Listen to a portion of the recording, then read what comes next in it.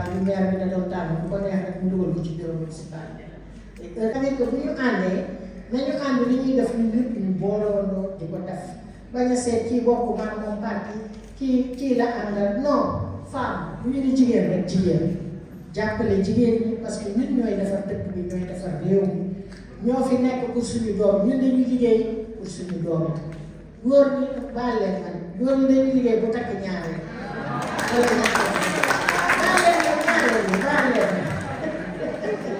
mais boo nekkee ñaareel yow boo liggéey xam nga sa doom yi ngay liggéeyal liggéeyal loo pour keneen di ñëw topp sa gannaaw non donc loolu ñuy def parce que boobu ñu am vraiment téye suñu famille yi nañ ci gën a góorgóorlu parce que loolu rek mooy avancé bi ba fàttali nag man bu ma sañoon maire yi yëpp jigéen ña mooy yàlla ndax maire gis nga le développement qui se fera à la base il est local qui se fera à la base te maire yooyu bu ko jigéen ñi yore téye ko ni ñu ko war a téye ça va marcher ça va se développer dans la commune ça va se développer dans toutes les communes du Sénégal donc dans tout le pays c'est nous le pouvoir il appartient aux femmes. Il faut qu'on se batte pour être dans toutes ces instances de décision pour pouvoir vraiment développer notre pays, pour le bien-être de nos enfants, pour le bien-être de la population. Voilà en quelques mots vraiment ce que je voulais dire parce que je pense qu'on a presque tout ramassé. Et vraiment, je vous remercie et je suis fière et heureuse d'être avec vous, mes sœurs, et surtout avec le Premier ministre, Madame Aminata Touré. Je vous remercie de votre attention. Merci beaucoup. Machallah, alors su fekkee am na ñi nga xamante ne bëgg nañ jël parole bëgg def des contributions ou bien bëgg poser des questions ñu jox leen ñu poser ko question ñi nga xamante ne ñoo nekkoon suñu panélistes yi merci beaucoup. Alors c'est Madame le maire Soham El Wardini et tous les participants sur les violences machistes au Sénégal. Je pense que aujourd'hui, j'interviens en tant qu'actrice du secteur privé, où j'ai travaillé depuis une trentaine d'années et toujours à des postes de direction, ce qui m'a permis de vraiment approcher en fait cette différence qu'on a en tant que femme et en tant que décideur. Je pense que, comme vous l'avez dit, il est vraiment temps de briser le silence. Moi, je dis aujourd'hui stop. Il faut que la suivante. J'ai mis en place un outil qui sera un service de soutien aux victimes des violences machistes. Au départ, c'était pour toutes les femmes au niveau qui subissent ces violences. Mais je me suis rendu compte avec les réseaux sociaux, de plus en plus les violences augmentent, surtout en ligne. Et ça va vraiment des violences verbales et surtout la désinformation. C'est dans ce sens que je me dis qu'il faudrait donner la parole à ces personnes. Déjà, et leur permettre d'avoir un soutien psychologique, émotionnel, d'avoir des conseils juridiques par rapport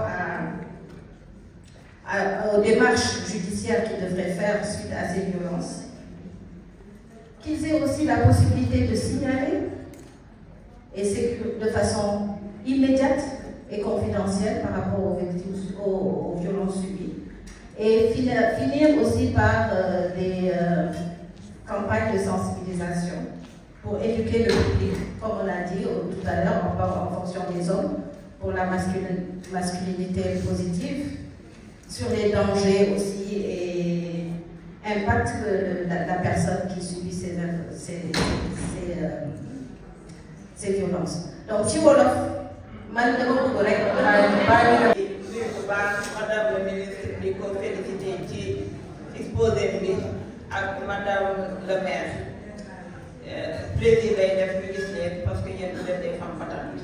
La modératrice aussi monsieur Dia aussi la même chose ak félicité yéen di wax ni moment situation yi ñuy dund dama naan en Afrique sax c'est la colonisation parce que avant la colonisation ñun amuñu woon yi problème parce que non seulement y avait des reines qui dirigeaient bien leur territoire mais aussi y avait même pour nga nekk roi bu ñu demee Kayoor da ngay ni au niveau de la côté yaay ci nga ko doon amee kon kii colonisation mooy ñëw indi problème yëpp ba pare nag éducation aussi wax nañ bi yàgg naan éducation depuis longtemps mais ba léegi boo ñu wanee fan da ngay xam ni ba léegi ni ñuy éduquer góor ak ni ñuy éduquer jigéen c'est deux choses différentes boo bëggee commencé affirmer wu sax ñu ne la non ki gën a tuuti ci famille bu nekkee wala naan mooy sa kilifa léegi limité la ba yow même pour nga wax sax problème la jigéen ñi tamit dafa am ñaar yu am chaque jour ñu def ay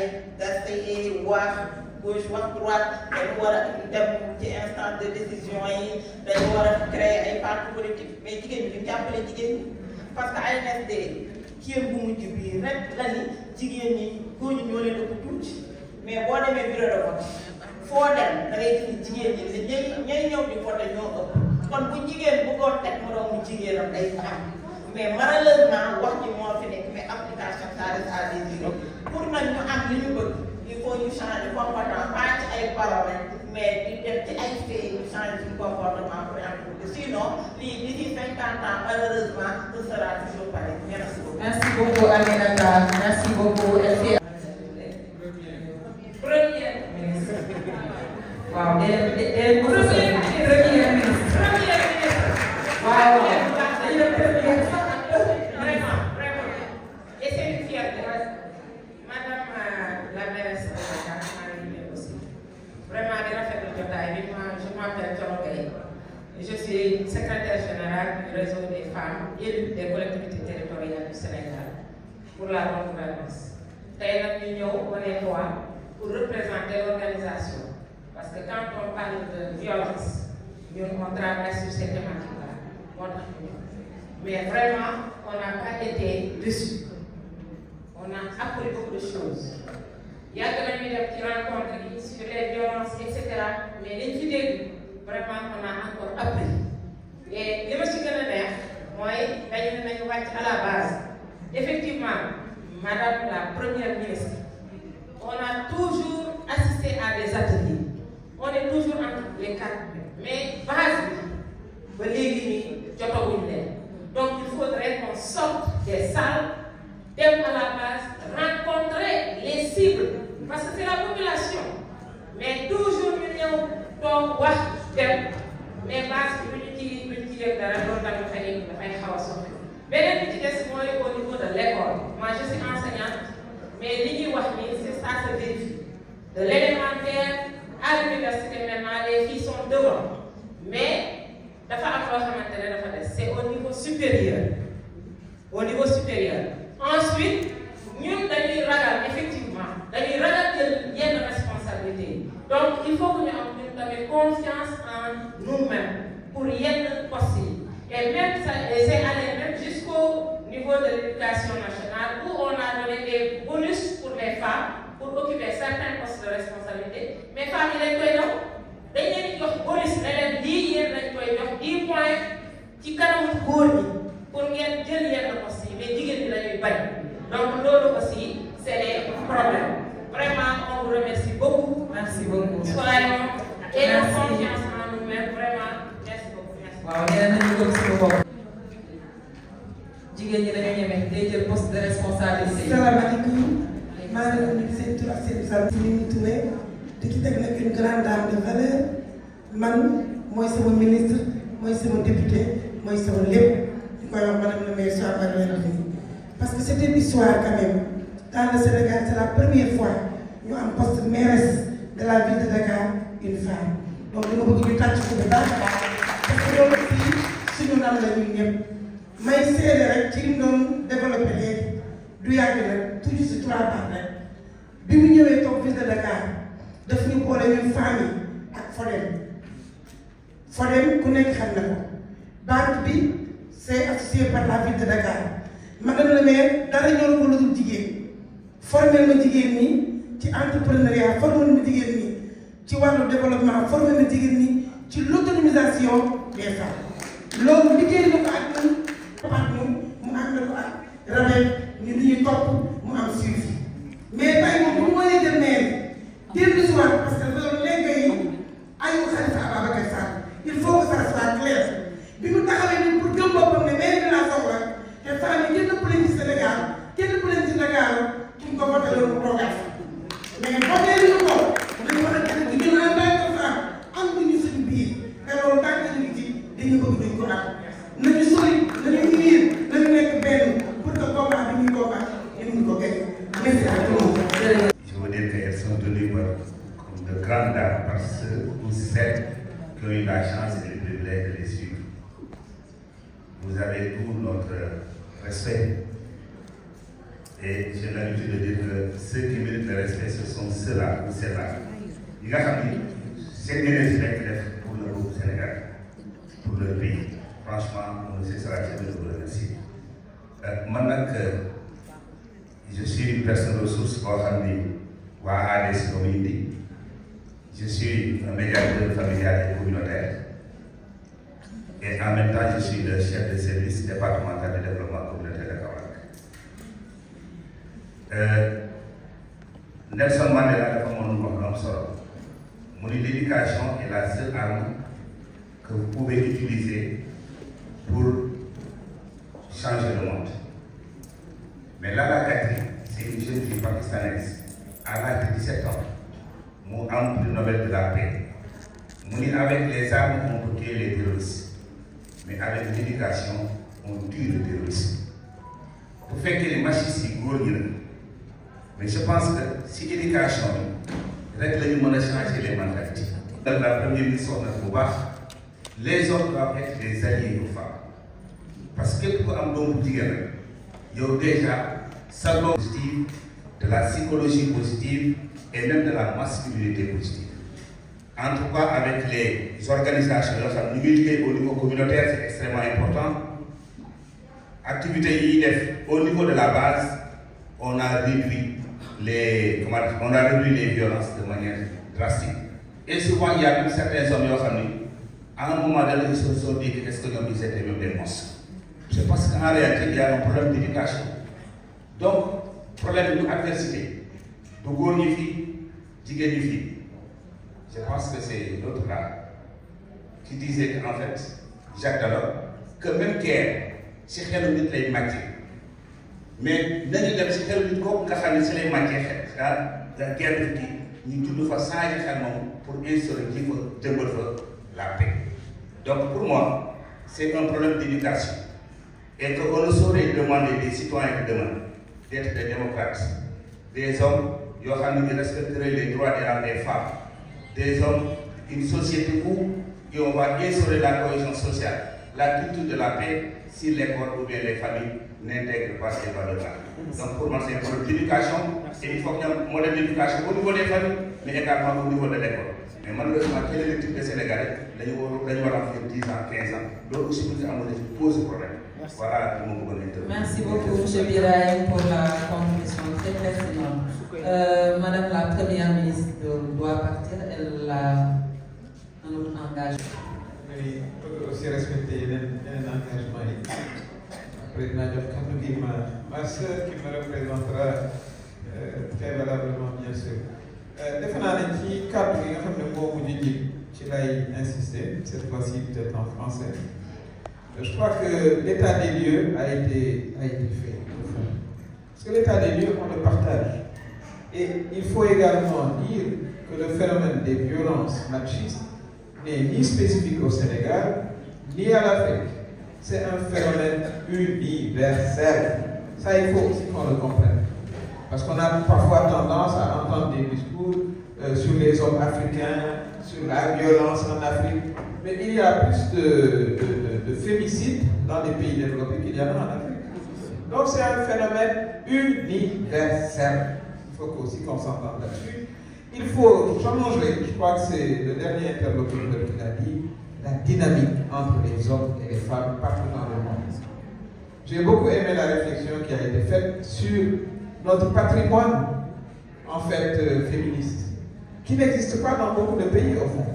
Nous avons, voilà, ça nous admire le plus historiquement, mais c'est daté alors, qui a levé une armée contre Faidherbe, une femme qui était générale d'armée. Elle s'est battue, elle n'a pas gagné, mais elle s'est battue jusqu'au bout. Donc nous avons dans notre histoire, chacun dans nos familles respectives, mais des femmes qui sans elles, la famille n'aurait jamais tenu debout. On les connaît depuis nos grands-mères jusqu'à nos jours. Donc il faut rebâtir ce patrimoine féministe africain qui est très très fort. Il faut le rebâtir en cultivant nos valeurs positives, en les remettant au goût du jour dans un partenariat avec les hommes et les femmes. Moi, je me rappelle avoir une grand-mère, mais qui était d'une personnalité hors du commun. Mon grand-père est là. Voilà. Mais elles ont toujours inspiré des générations de femmes fortes en Afrique. Nous avons élevé des hommes. Ces hommes qui parlent là, la plupart, sans leur femme, sans leur mère, ne seraient pas devenus ce qu'ils sont devenus. Ils le savent très bien. Donc c'est à eux maintenant de nous rendre l'ascenseur, voilà, de renforcer leurs sœurs, de renforcer leurs filles, pour qu'on ait un Sénégal d'égalité. Parce qu'au fond, si on arrête les violences, si on donne des capacités aux femmes, éducatives, économiques, mais qui en gagne? C'est le pays en entier. Lorsque vous avez une épouse qui peut développer sa carrière professionnelle, qui peut amener plus de ressources, qu'elle les amène aussi, hein, pas retenir en disant si je contribue, il va prendre une deuxième femme. Ça aussi, il faut qu'entre nous, on se dise les vérités. Parce que c'est souvent le cas. Voilà. La solidarité, elle doit être effective dans les deux sens. Et à ce moment-là, c'est la famille qui gagne, c'est la société qui gagne, et c'est la bienveillance générale qui sera effective.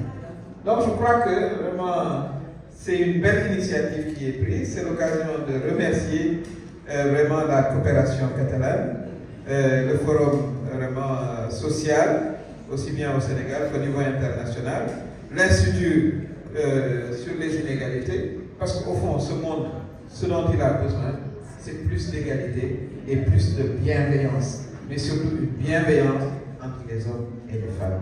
Merci.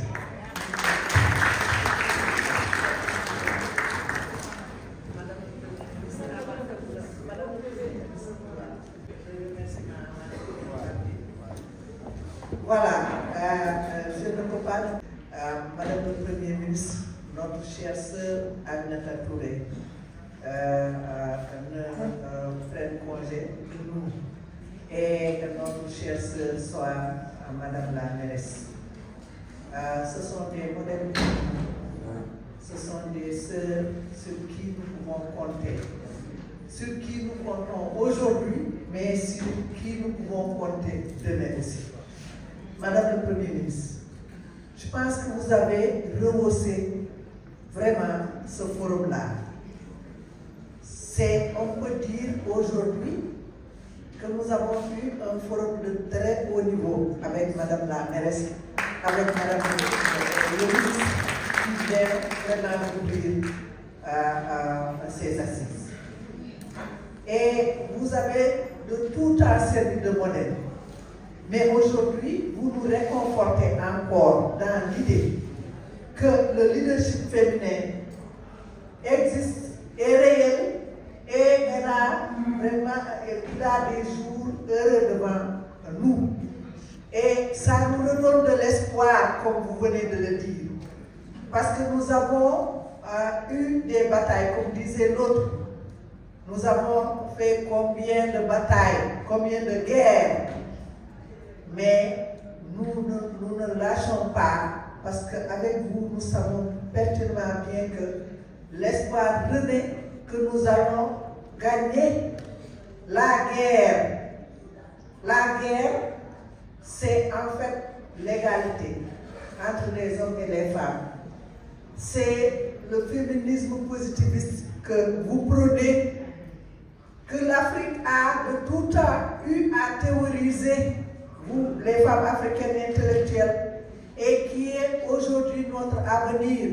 Ce féminisme qui met en face à face, l'homme et la femme, pour la construction d'un monde meilleur. dans le sens de servir la communauté et que tout le monde puisse se retrouver dans une famille, dans une communauté harmonisée. Et vous êtes des modèles pour vous. Nous ne pouvons pas vous remercier aujourd'hui parce que ce que nous avons eu, c'est un très très grand plateau au plan international. Je le dis au nom de toutes les organisations qui sont dans ce consortium. Je le dis au nom du partenaire aussi, l'Institut des inégalités. Ce qui est sûr, c'est que nous avons pris bonne note de toutes vos recommandations. Et là, en tout cas, la recommandation qui me plaît le plus, c'est la recommandation qui met l'accent sur le partenariat, l'alliance, la complicité que nous devons développer avec les hommes pour amener ce qu'on appelle la masculinité positive pour en faire une réalité dans notre pays. Et mettre les hommes devant leurs responsabilités pour aider leurs filles, mais aussi aider leurs garçons à dépasser vraiment les travers. Et de ce point de vue, c'est déjà une piste de solution que nous avons ici à la table pour lutter contre les violences racistes. Parce qu'une fois que l'alliance est établie et qu'on se comprenne d'abord dans le couple, qu'on puisse avoir une communication positive au sein de la famille, qu'on puisse éduquer nos enfants, garçons et filles, dans cet esprit positiviste, vraiment de respect mutuel, nous aurons gagné la bataille. Et je pense que ce sont ces solutions que vous avez proposées, vous et notre sœur Soar. Nous pensons aussi que vous serez nos ambassadrices envers nos nouvelles autorités qui ont besoin de nous comprendre. Peut-être qu'elles ne comprennent pas exactement ce que nous voulons, ce que nous prônons, ce que nous incarnons, mais nous voulons établir une communication positive avec ces autorités pour qu'ils comprennent que nous sommes la moitié du ciel et l'autre moitié, c'est avec nous qu'il faut la conquérir.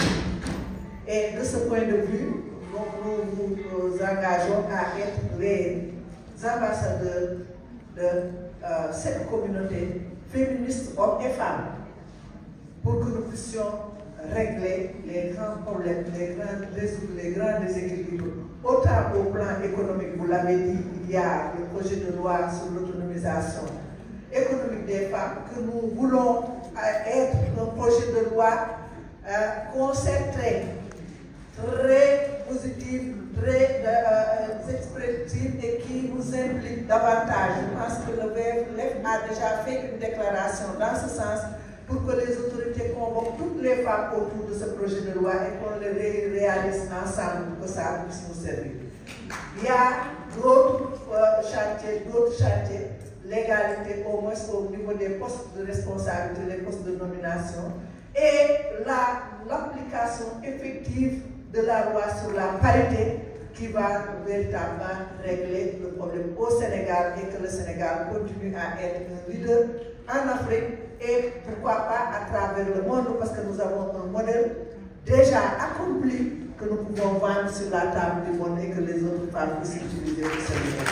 C'est à cette date que je voulais vous remercier sincèrement et vous souhaiter le meilleur et nous engager pour une solidarité sororisante autour de nos sœurs qui sont en politique. Il va falloir qu'on le dise, elles sont en politique, elles ont besoin de notre solidarité. Et c'est maintenant qu'il faut s'engager pour que nous soyons solidaires pour le monde. Merci.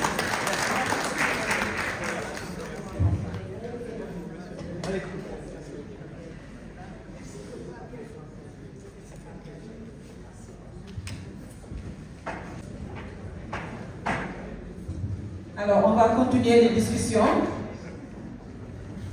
International sur les violences machistes au Sénégal.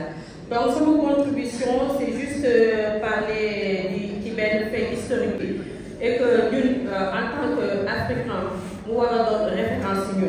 Nous parler d'abord de l'organisation de l'Empire Mandé avec Soundiata Keïta. Nous avons bâti le roi. Nous avons une conclusion nous la charte de Kourouka Fouga. Les chartes nous avons quelques articles qui ont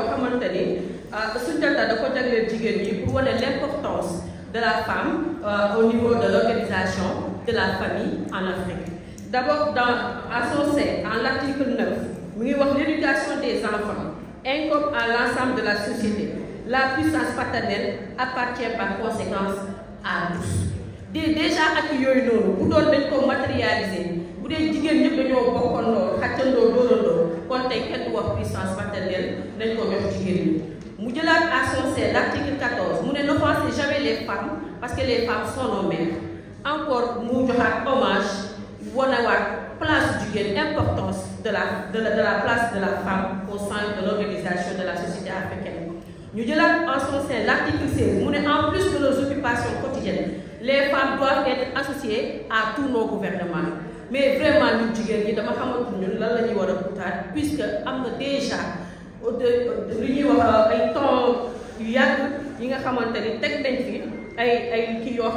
nous permettre de sukkandiku ci loolu noonu pour ñu continuer bataille bi ñu jël les revendications spécifiques aux dames. Par exemple, dans la fonction publique, lorsqu'une femme décède, nous avons un reversement de la pension aux ayants droit. Nous donnons encore une injustice que les femmes continuent de subir. Pourquoi pas nous nous au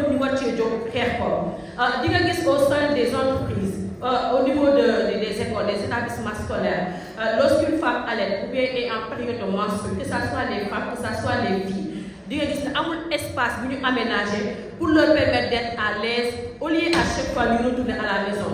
Parce que les toilettes d'habitude, même si on sépare toilettes filles, garçons, les toilettes ne répondent pas aux normes. Ils ont à l'aise, sentir donc tout ça, par rapport au congé de maternité, au Sénégal, par rapport dans les autres pays, congé de maternité, il faut tout dire. Parce que à partir de 6 mois, on va à la maison. Pour que nous ayons le congé de maternité pour les femmes ainsi aussi pour les hommes nous avons le temps nous accompagner cette éducation surtout âge bébé 1 mois 6 mois c'est un peu difficile s'il n'a pas l'accompagnement de la femme. Donc merci beaucoup. Merci beaucoup pour le rappel des lois qui mettent en avant les lois. Alors on donne la parole à Mayona.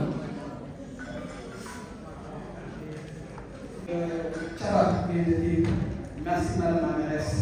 Nous nous connaissons trop bien. Vraiment, c'est quelqu'un qui a beaucoup investi pour les femmes et pour l'éducation également. Merci beaucoup.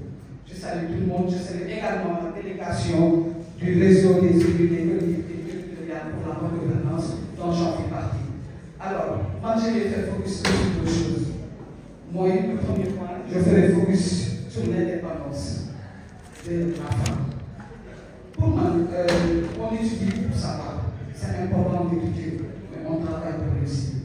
Et c'est rare de voir le violon d'une femme qui a réussi dans sa vie. Les gens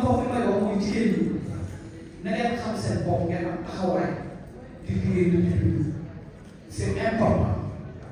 Parce que là, je vais vous donner une anecdote très simple. On parle de la violence. Puis, on parle de la violence morale. Mais la violence ne se limite pas sur le plan sexuel. Ces temps-ci, je suis malade, j'ai été souvent à l'hôpital. Je vois des femmes qui ont des maladies incurables, en l'occurrence le cancer. Et en général, si ces femmes-là sont détectées, c'est dire que les millions par terre. Ils les toutes seules, sans toutes seules, une belle revue.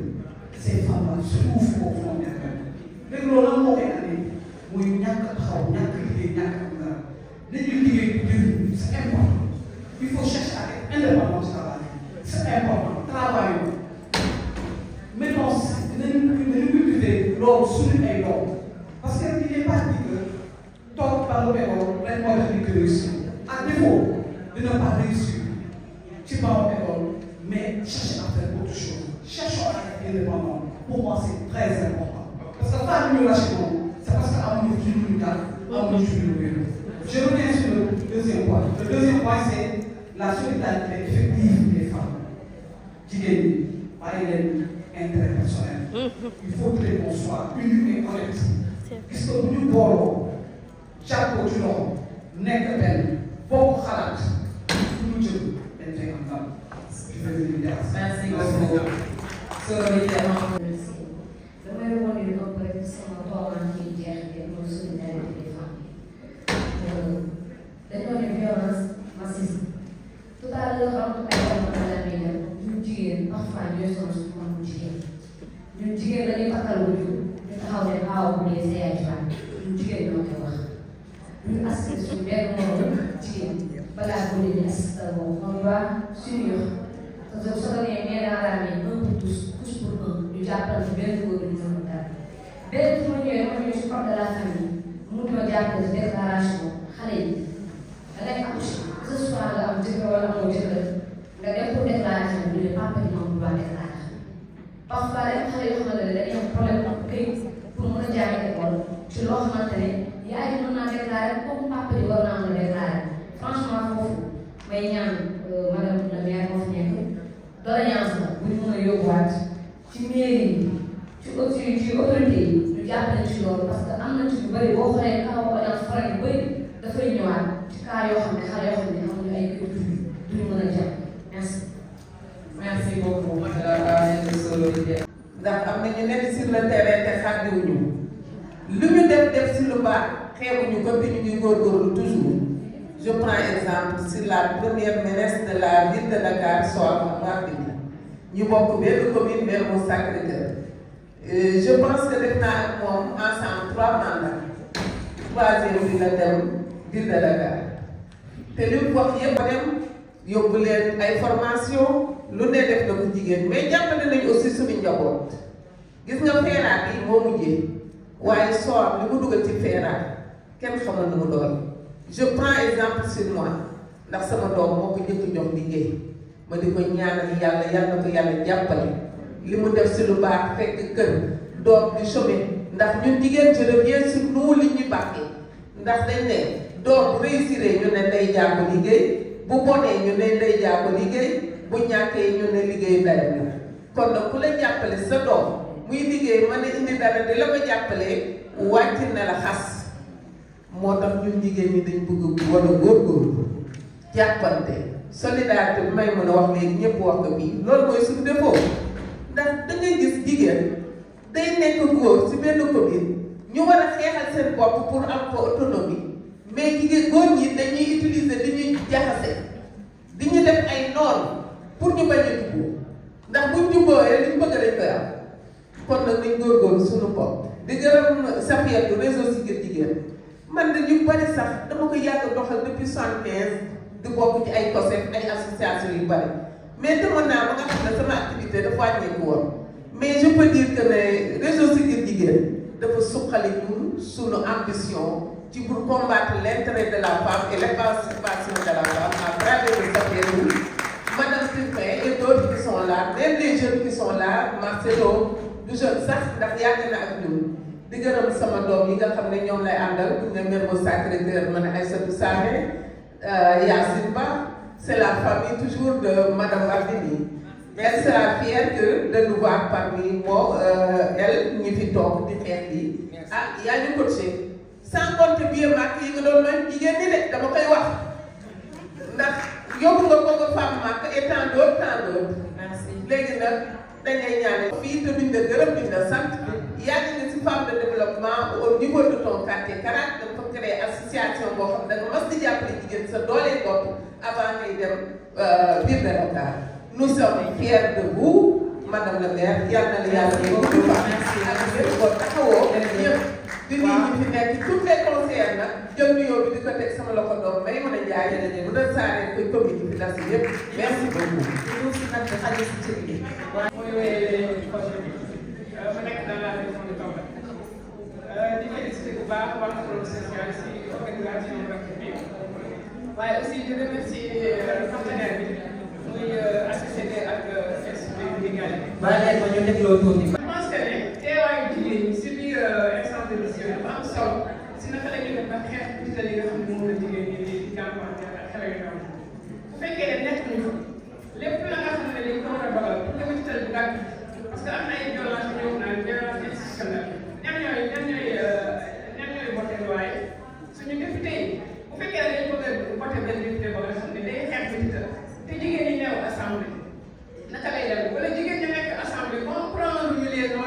droits des femmes et des filles bu boobaa dañuy naxasal seen taxawaay donc si li may waxee mooy que ne jigéen ñi dañu war a am bu ñuy dugg en politique il faut ñu am une motivation mooy lan mooy xamal leen ne yéen su ngeen demee da ngeen teewal jigéen ñi fa ngeen nase ak fi ñuy noccee da ngeen xam ne lii mooy intérêt jigéen su ngeen demee bu leen fa jiital li ñuy waxee discipline am discipline de parti parce que je pense que ñu si bëri boo xam ne dinañ naan mënuma voter contre mon parti sama parti lii mooy position mais je pense que bu fekkee ne intérêt jigéen moo taxaw dañu war a bàyyi couleur politique ne man jigéen moo tax parce que bu fekkoon ne am woon parité nga xam ne mouvement féminin ñoo ko xeex ba parité bi taxaw kon jigéen ñi dañuy gën di dañuy naroon continuer nekk une portion congrue dans les instants de décision donc dans la mesure où mouvement féminin ñoom ñoo xeex ba ñu jël la loi sur la parité jigéen ñi bëri fa en nombre na seen teewaay reflété seen nombre foofu waaye bu fekkee dañ fa nekk 10 te 10 yooyu amuñu benn voix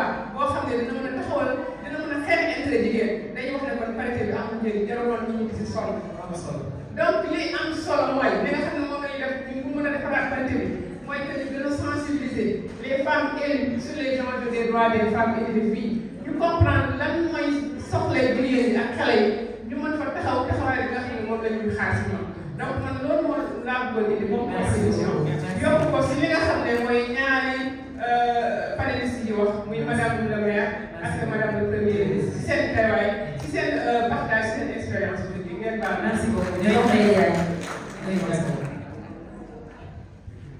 Merci Awa maa ngi gërëm si nos références yi fi toog te vraiment madame Wade ni dañ ko yàgg si du tey rek si salle bi lañ koy kii ndaxte ñun jigéen ñëpp dañuy suivre si télé yi si rajo yi ak yooyu di ñu tamit ñi di fi jógee léegi ndaxte moom aussi référence la ndaxte vraiment li ñuy wax ni jigéen ñi mu góor di nuyu waa Institut des Inégalités nga xam ne lépp ak ñoom ndaxte ñoom ñoo tax ba nga xam ne ACCD vraiment dañuy dugal seen loxo bu baax ci organisation yi nga xam ne ñu ngi xeex métital yi man maa ngi tudd madame Ndeye Diagne maa ngi nekk ab professe bu ko dégg xam ne yàgg nañu xeex si violence depuis 92 bi ñu reyee ko bi ñas yàlla ba yàlla xare ay ndaxte moom it si affaire métital yi les violences machistes moom ko daloon ba nga xam ni à chaque fois bu demee 17h comme que c'est une famille religieuse papa moo doon xale bi bu demee wax métital papa dàqaat ko mu dem ne ko doo toog si kër gi ndaxte juruma doom ñuy fay ndaxte ñun au Sénégal ñun dañuy préparé bu ñuy dem di sëyi suñu kër dëkkër bi ndaxte moom lañ ñuy mooñaale ndaxte boo demee na nga gàtt fan boo demee na nga kii na nga mu tudd wàññi sa wax yi ndaxte na nga oyof ne maxana loolu yëpp yu suturaal sa jëkkër mais du ñu wax contraire ne sa jëkkër tamit nga lay suturaal ñoo loolu il faut ñun ñu xoolaat ban éducation la ñuy joxaat jigéen ñi ak xale yi ndaxte gis nga jëkkër ce n'est pas une fin en soi ndaxte loolu ñun jigéen ñi buñ ko xamee suñu bopp rek je pense que lu bëri dina ne ndaxte ku amul jëkkër ñu lay wax da ngay takkaate da ngay def kii da ngay def laa ne pourquoi ndaxte ni ñuy seetee jigéen du baax noonu la ñuy seetee góor bu baax loolu c'est très important ndaxte man doo fase sa jabar di ko nduxataan ba pare man nga ñëw seen yow ndaxte dañ ne ci bu naree neex bu waxee xëy kon nag loolu mooy solidarité bi ñuy wax entre femmes gis nañ tamit par rapport aux dispositions discriminatoires il faut aussi ñuy def suivi ndaxte tamit dafa bëri ndaxte gis nga ay refus de paternité yi ñun semaine bi liñ ci am kenn xamul nu mu toll te loolu yoon bu ci wax daal gis nañ tamit keroog ñu ngi dem benn réunion vraiment handicapé yi nee nañ bu ñuy accoucher ñoom amuñu taaru boo xam ni foofu lañ leen di teg pour ñu accoucher handicapé boobu nee na dafa accoucher ba pare ñu génne ko mu demaat këram am problème ñu indiwaat ko ndaxte salle kii bi biñ leen war a observer mais si kaw mu ne te kenn mënu ko yóbbu si kaw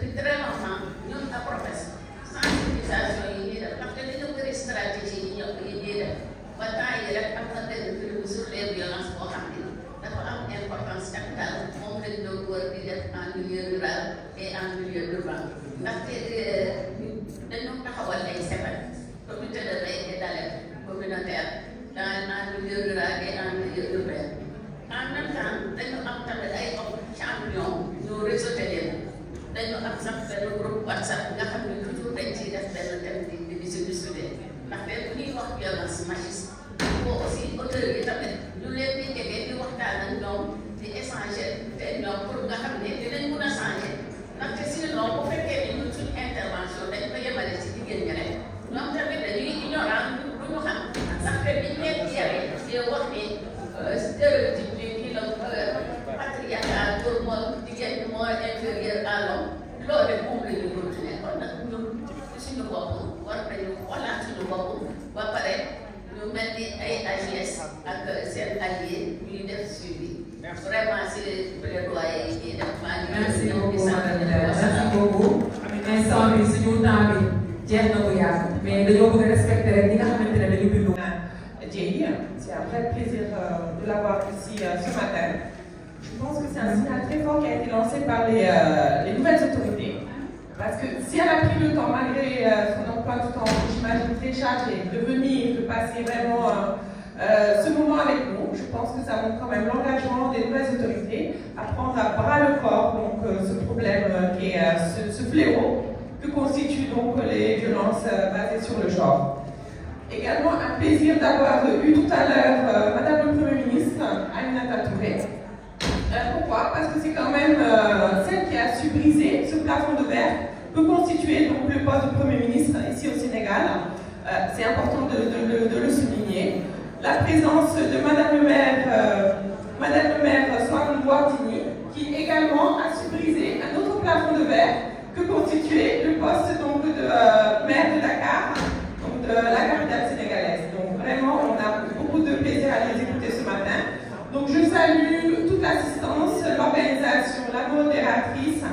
Je me présente brièvement, donc Amina Soiré, je fais partie de la délégation de l'UNTEC PBG. On est venu en mars ce matin pour vous signifier vraiment qu'on est très prête et très impatiente de rejoindre donc, ce consortium qui s'est engagé donc, dans la lutte contre les violences basées sur le genre. La présidente aussi était là ce matin, elle a dû partir car appelée ailleurs. Donc je suis également donc, agente à la ville de Guédiawaye, également conseillère municipale à Golfe Sud. Je pense que Golfe Sud, quand même, je prends le temps d'arrêter, c'est une commune pilote. Pourquoi? Parce qu'on a eu Madame le maire Aïda Diawara comme maire de la commune de Golfe Sud. Et c'est une autre femme très dynamique qui est venue prendre le relais en la personne de Khadija Maïkor Diouf. Donc c'est quand même une fierté de représenter également ici donc, la commune de Golfe Sud. Alors, donc vous êtes, comme je le disais tout à l'heure, des références, mesdames. Donc c'est vraiment un plaisir d'être là. Vous êtes aussi des références dans vos partis politiques. Pourquoi? Parce que vous avez su quand même vous faire respecter et occuper des postes de responsabilité, autres que ceux qu'on attend d'habitude des femmes, que sont les postes de responsables de femmes ou de trésorières. Je pense que les femmes, dans les partis politiques, on a quand même autre chose à donner. On peut vraiment apporter beaucoup au niveau de notre parti politique. On espère aussi voir beaucoup plus de femmes s'engager à la tête des partis politiques en tant que présidente de parti politique. Ça aussi, la présidente Anta Babacar Ngom, qui était d'ailleurs la seule candidate aux élections passées, elle nous montre aussi le chemin que doivent suivre donc, toutes les jeunes femmes qui sont ici dans la salle. Donc on les encourage. Maintenant, le non-respect de la loi sur la parité, je pense que c'est une autre violence qui est faite aux femmes, le non-respect de cette loi sur la parité-là. Donc j'avais une question. Comment faire déjà pour que la solidarité féminine, dont on parle tant depuis toutes ces années, devienne une réalité dans ce pays? Comment faire également pour que la loi sur la parité qui a été votée donc, lors de la magistrature de président Ouad, on passe donc à une loi sur la parité intégrale qui serait effective dans toutes les institutions. Donc c'est les deux questions que j'avais à poser. Merci beaucoup. Merci beaucoup.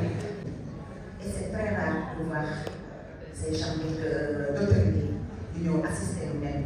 Donc jaajëfal donc man fi may ñëwee fi may intervenir mooy yàgg nañu wax violence basée sur le genre du tey lañ ko di wax y a une dame qui a parlé de ça tout à l'heure nañu wàcc ci base bi dañuy woote ñu ñëw daje def benn atelier def forum dès par instant ñaari fan ñetti fan ñu daal di descendre du am suivi du am des multiplications parce que da ngay gis ñi nga xamante ne ñoo na bu fekkee atelier bi ñibbi na du engagé mu wax fi lu am solo li nga xamante ne mooy nañu wàcc à la base wàcc à la base moo di ne ñu décentraliser wàcc ci gox goxaan ñun ay bàjjen gox liggéey boobu rek dañuy def te bañ leen ko wóolu nañu suñu bopp bàjjen gox yi fi nekk may leen seen bopp loxo donc ñun xam nañu li nga xamante ne tey buñ ko defee lii ñuy wax nii danañ ñëw dañuy dem dans tous les 14 régions dañ fay dem di wàcc ci base bi di waxtaan ak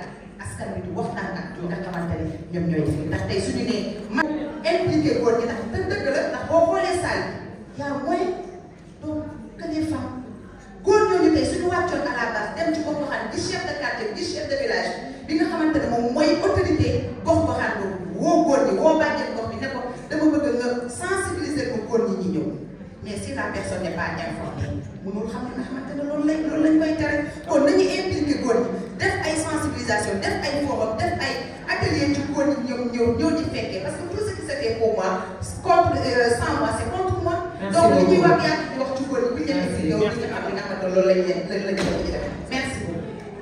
Dans le cadre familial parce que qu'on ne le dise pas les garçons de nos jours c'est pas dans toutes les familles sont éduqués comme des rois qui ont beaucoup la tête des femmes.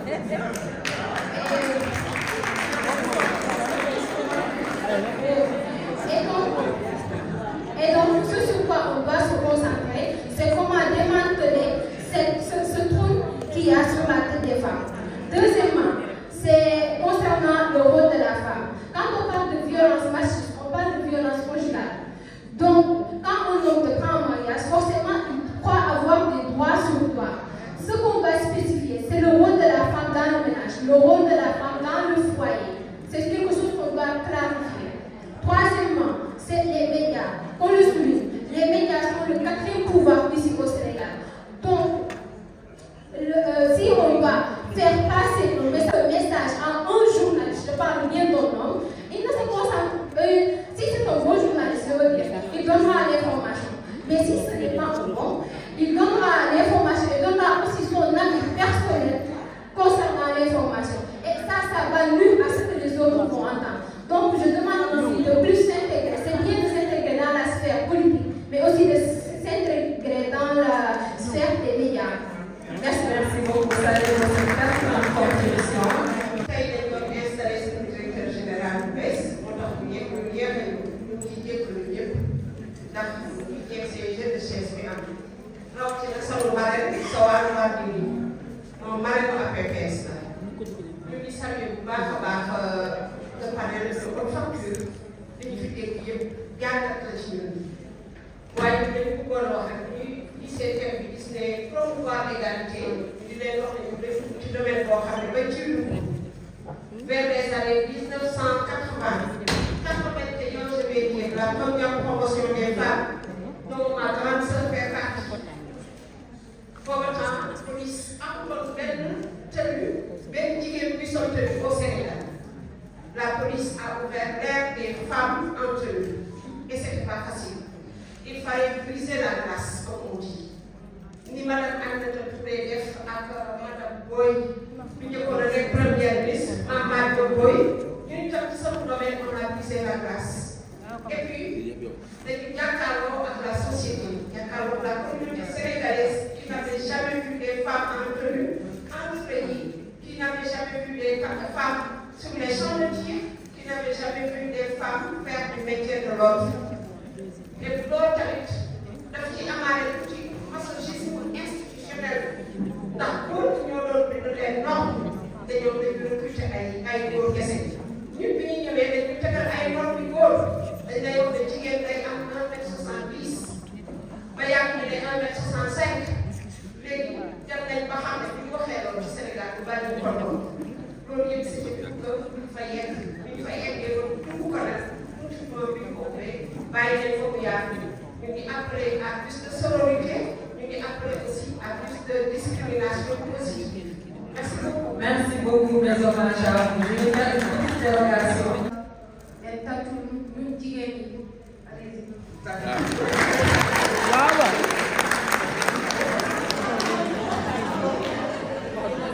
Bonjour. Bon, je me nomme Aïssa Diallo. Je viens de la délégation de l'ONG Saint-Ouen, région Mali, plus particulièrement commune Kourousoul. Je salue tout un chacun dans ce salle. Bon, j'ai pas la chance de prendre la parole avec devant Madame la ministre et Madame la ministre de la Femme, Maïmouna Dièye. Je félicite toutes les femmes qui sont présentes ici et chapeau aussi. Et bon, qui sont ici. Même si on se bat beaucoup, mais on se bat aussi pour que toutes les violences que vous faites en vous,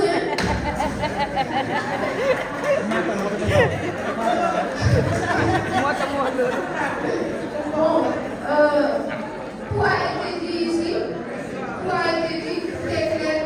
Bon, l'essentiel aussi, que nous les femmes aussi, il faut qu'on se dise la vérité.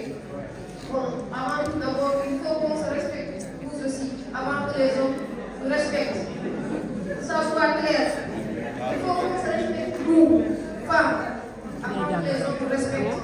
Et nous merci. Merci beaucoup, merci à tout le monde. Que ce soit une réalité, non seulement une loi qu'on écrit. Comment faire pour que cette parité tamponnée soit une réalité? Si je ne me trompe pas, c'est la question. Parce qu'en ce qui concerne la parité intégrale, l'ancien Premier ministre en a parlé, comme quoi dans le nouveau gouvernement, le président de la République en a parlé. Donc ça, normalement, ça devrait être sur les tablettes du Conseil des ministres pour en faire peut-être une voie à l'Assemblée. Pour ce qui est de l'application de la parité, je crois que les gens avaient déjà commencé avec les comités de veille, en allant dans l'installation des maires pour vraiment faire le suivi et voir si la parité. Nous remettre sur le bopp en question, ñun ku ci nekk xam nga li nga war a def nga def ko. li ma wax rek mooy loolu yàlla mooy fal ku nekk li nga war a am soobee yàlla priorité da nga ko am kon bu fekkee ne am na une femme qui est en bonne position nañ ko jàppale. nañ ko jàppale ba mu réussir te xaar suñu bos tamit li ñuy ñëw yàgg man loolu boobu la réponse la les femmes ici présentes. Merci d'avoir partagé avec nous cette matinée richement parce qu'on avait l'ancien Premier ministre, on avait aussi le ministre de la Famille et je pense que quand les femmes s'organisent comme ça et que les autorités viennent nous rejoindre, ça nous renforce dans ce que nous voulons faire. Et c'est de ça dont nous avons besoin vraiment pour évoluer. Faisons en sorte de continuer à nous battre. Je l'ai déjà dit, ce sont nos pionniers qui ont commencé le combat. C'est un combat perpétuel qui n'est pas encore terminé parce que nous n'avons pas vraiment atteint les objectifs que nous voulons. Continuons à nous battre. Le soleil est là pour tout le monde, Dieu est là pour tout le monde. Et je voudrais m'adresser à cette dame qui a parlé du Mandel. Voilà, de cette loi.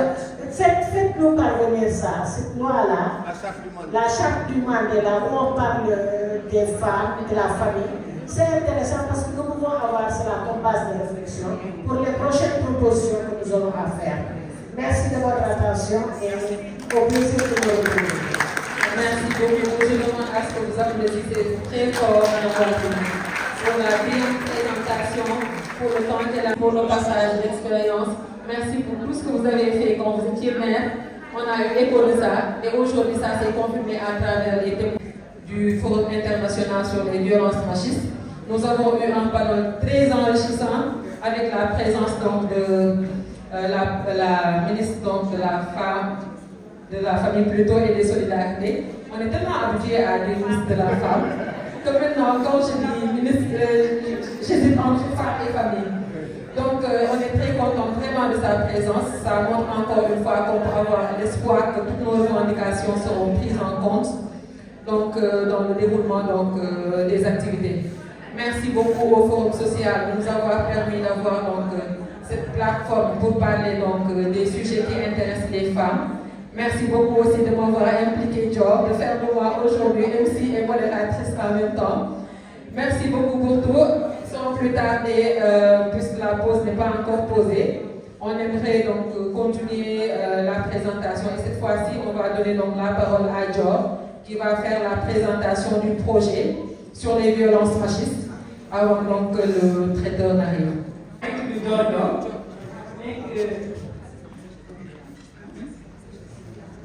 nekk membre au niveau du Forum social sénégalais nekk féministe aussi comme bañ ko koy taxé ma def ko yéene sol ko waaw donc merci à nos brillantes panélistes nga xamante ne ils ont fait une présentation vraiment bi ñu doon xaar di lañ doon xaar ci ñoom ils ont dépassé la hauteur et merci beaucoup donc on va juste présenter le projet bi nga xamante ne moom moo waral ñu def forum bi aujourd'hui. Et si ce projet-là est donné, lutte contre les violences machistes.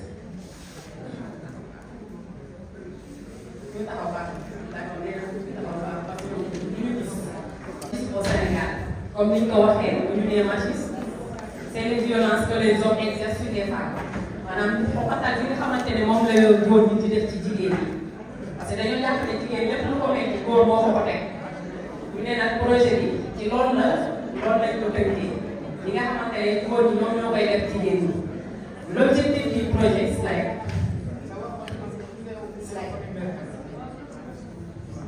donc objectif du projet qui contribue à garantir les droits des femmes à une vie sans violence.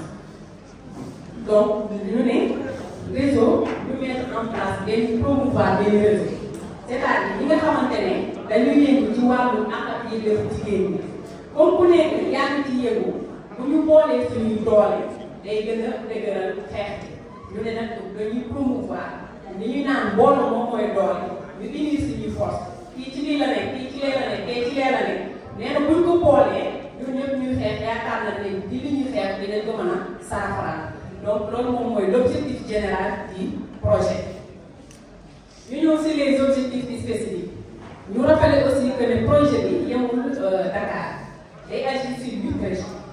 Et si ces 8 régions-là, dañuy gis ne Dakar a ngi ci Kaolack, Ziguinchor, Sédhiou, Kolda parce que ñooñu njëkkoon a yor projet bi première phase bi parce que depuis 2020 une deuxième phase bi donc première phase bi ci 5 régions lañu doon mais ñu gis ne aussi violence yemul ci 5 régions yooyu noonu am na fu mu gën a bare ñu ne nañ yokk fi nga xamante ne aussi ñooñu sentir nañ ne violence yi am na foofu noonu muy ñoo ko daal.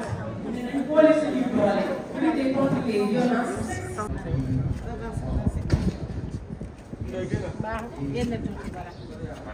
Top, c'est parti. Bonsoir, Elwar Dini, ancienne maire de Dakar. Est-ce que vous pouvez revenir sur la journée d'aujourd'hui? Voilà, nous avons donc passé une belle matinée vraiment avec les femmes du Sénégal, parce qu'il y en a qui sont venues de l'extérieur. Et nous avons partagé nos différentes expériences dans le cadre de ce thème proposé par le Forum social sur les femmes, le combat des femmes, la place des femmes dans les instances de décision. Donc, combat mené donc depuis les indépendances par nos pionnières et qui a été vraiment concrétisé avec le vote sur la loi de la parité en 2010.